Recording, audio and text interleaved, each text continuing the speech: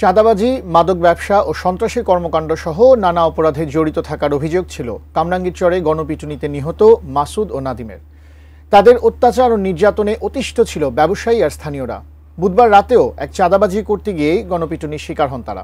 সাব্বির আহমেদ জানাচ্ছেন বিস্তারিত। কামরাঙ্গীরচরের সিলেটি বাজার, যেখানে ব্যবসায়ীরা প্রতিনিয়ত চাঁদাবাজির শিকার হন। এ ব্যবসায়ীরা জানান, চাঁদাবাজ চক্রের মূল হোতা পিচ্চি মনির। তাদের চাঁদা না দিলে ব্যবসায়ী, বাড়িওয়ালা থেকে শুরু করে সবার উপর চলত নির্মম নির্যাতন। হাতে বোম লিয়া, ছুরি লিয়া অনেক কিছু রাইছিল। নাম্বার নিয়ে ফোন দে, এত টাকা দিবি, না দিলে তোরে কালকে শেষ করে এলাম। যে চাঁদা না দেয় তার কোবাই এলাকার অনেক অসংখ্য মানুষে নিয়ে এরকম ভাবে কোবাইছে, কারেন্টের শর্ট দিছে।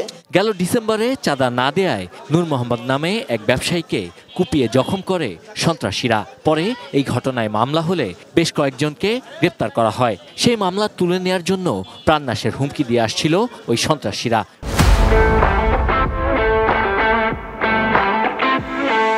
বুধবার রাতে সন্ত্রাসীরা দেশীয় অস্ত্র ও হাতবোমা নিয়ে মোটরসাইকেলে করে সিলেটি বাজারে ঢুকে ত্রাস সৃষ্টি করে এবং নূর মোহাম্মদকে আবারও কুপিয়ে জখম করে। যে একটা পর একজনকে ধরে নিয়ে যায়, কারেন্টের শর্ট, হাতুড়ি দিয়ে হাঁটুগুলো ভেঙে ফেলে।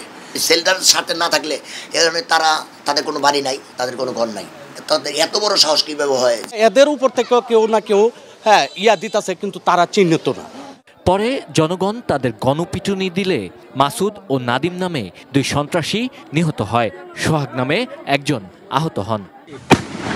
এ সময় তাদের সঙ্গে থাকা ককটেল বোমা উদ্ধার করে নিষ্ক্রিয় করে পুলিশ। পুলিশ বলছে, মাসুদের নামে হত্যা, ছিনতাই, চাঁদাবাজি সহ 10টি মামলা, নাদিমের নামে হত্যা চেষ্টা মামলা রয়েছে। সোহাগ চিকিৎসা শেষে এখন আমাদের হাতে আছে, আমরা তাকে কোর্টে প্রডিউস করব। তার বিরুদ্ধে আমরা দেখতে পাচ্ছি 2টো মামলা আছে। যেহেতু তারা একসময় এখানে বসবাস করত, এই এলাকাগুলো তাদের খুব পরিচিত। আসে হয়তো বা 8-10 জন একসাথে আসে, মোটরসাইকেল নিয়ে আসে বা নদী পার হয়ে আসে, এসে আবার একটা কর্মকাণ্ড করে আবার চলে যায়। আহত সোহাগকে গ্রেপ্তার করেছে পুলিশ। তবে সন্ত্রাসীদের 2 জন নিহত হলেও এখনও আতঙ্ক বিরাজ করছে স্থানীয়দের মাঝে। Sabbir Ahmed, ATN news, Dhaka.